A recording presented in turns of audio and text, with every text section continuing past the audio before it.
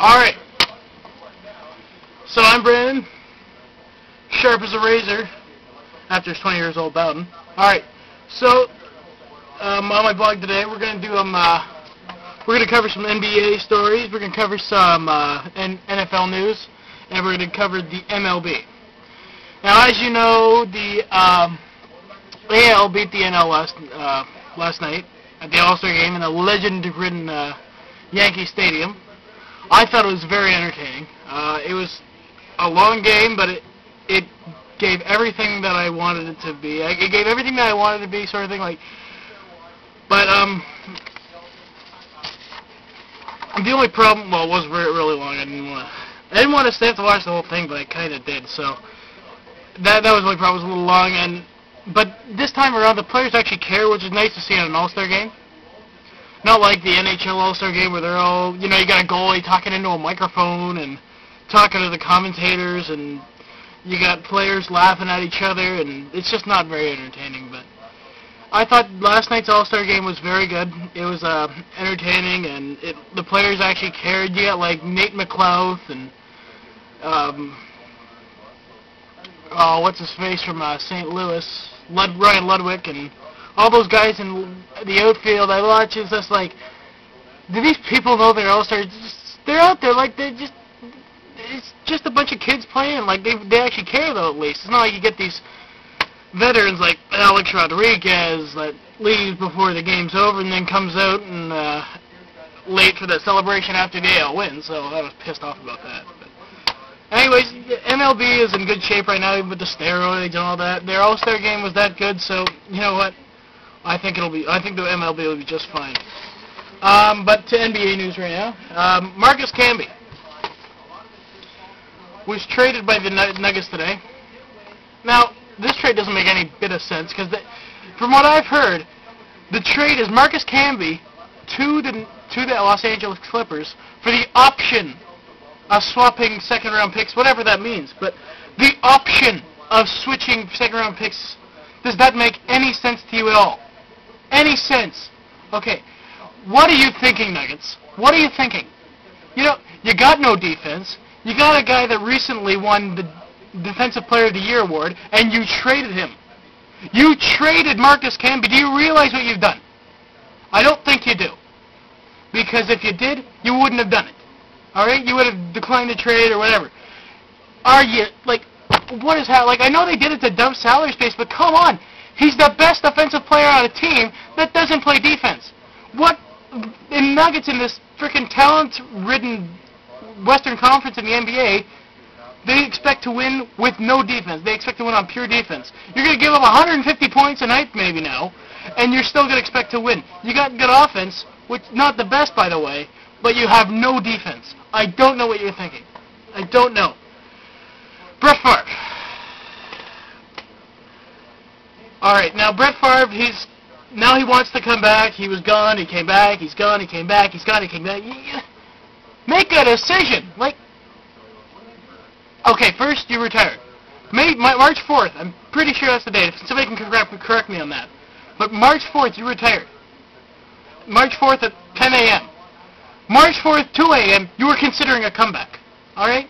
Why would you retire? And then you want the Packers to release you and all that. The Packers aren't going to release you so you can play for another team. What the hell are you thinking? Leave Aaron Rodgers be. Leave him be. Alright? You might be a better quarterback than he is right now, but leave Aaron Rodgers be. Alright? He didn't do anything to you. He just wants a chance. He might he's going to roll out of bed one day, break his foot again. I don't understand why you're coming back after you retired. I know a lot of guys do it, but come on. Come on. You said you were pressured to be retiring because the Packers wanted you to make a decision before the draft. That's bull. Alright? But there was an interesting thought of Peter King. Peter King thinks that even though it's an NFC team and in Week 4 the Packers would play them, he could go to the Bucs. Now this is what Peter King said. He said, if John Gruden had a team of 79 quarterbacks and it was an 80-man team, he would want that 80th player to be a quarterback. And who better to put the position than Brett Favre? So you can all ponder over that. That's just bull. Anyways. World Series predictions. And I know it's a little early, we just got out the All-Star break, but there's nothing to talk about. Like, you got this All-Star break, and there's nothing on, like, I look over at, like, I'm watching the score, and, you know, you got, like, WNBA games are being listed on there, so. Okay, you want predictions? Sorry about that, man. Throat was right. Can't do any predictions for tonight. I have to do predictions for October, so. Cubs and Rays. I believe those are the two teams going to be duking it out for the World Series, yes. I said the Cubs and the Rays. Now, 3 years ago, somebody would have told me and slapped me in the face, but who saw this Rays team coming? Like, nobody saw this coming. They came out of nowhere with this Evan Longoria guy, and then B.J. Upton, who's been there for a bit, but never really did, who's been talented for a while, but never really came out of his shell till now. Carl Crawford, who's been there for 1,000 years now. Now he's starting to feel what it's like to have a winning record somewhere. And they got all these guys, and I think they can make it to the World Series because they're more consistent than the New York Yankees and even the Boston Red Sox. I know they lost 7 straight. Throw that away. Throw it away. I don't care. All right? Throw it away. I don't care. Now, because the Cubs are just, they got Fukudome, you got Dempsey, you got a solid rotation, and you know what? Harden, he's going to be a good part of that rotation, all right? I compare Harden to A.J. Burnett. A.J. Burnett, he's playing in the game.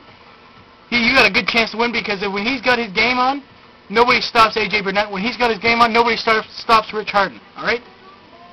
So anybody who doubts Rich Harden, you haven't watched them enough. But if these two meet, I do believe the 100-year curse will be ended. I do believe the 100-year curse will be ended.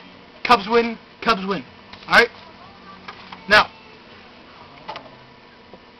Josh Hamilton may be the AL MVP this year. I say that because the heroin story and blah, blah, blah, blah. You've all heard the story, but I want to know. Who would you give the AL MVP to? That's the question. Now, if you want to comment to answer me. I want to know. Who would you give the AL MVP to? Because me, personally, I would not give it to Josh Hamilton. I would give it to Ian Kinsler. I love Ian Kinsler. He is amazing. He's all you look for. He's just perfect balance, speed, power, like perfect balance of everything you need in a baseball player. And he's the perfect teammate. He's good with all the guys in the clubhouse, and guys love him and all that, but Ian Kinsler, Josh Hamilton might be the top two, which would be really good for a Texas Rangers team who, yeah, I want to get started on that. So there's no predictions today because there's nothing happening. But I sent that question out to all the viewers and all that. Who do you think could win the AL MVP? And while I'm at it, who could win the NL MVP? The NL MVP. That's a hard one. Like, right now, I never actually thought of it, but if I had to take somebody, I'd probably take Fukudome.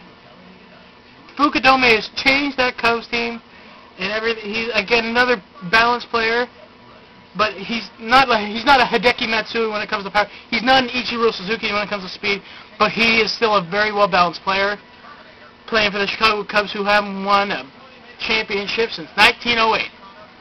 But if he can keep this up, you know, he's going to be one hell of a baseball player. But if he is not the NL MVP, he's going to be NL Rookie of the Year. And you know what? I don't care what anybody thinks. So, that's it for this week.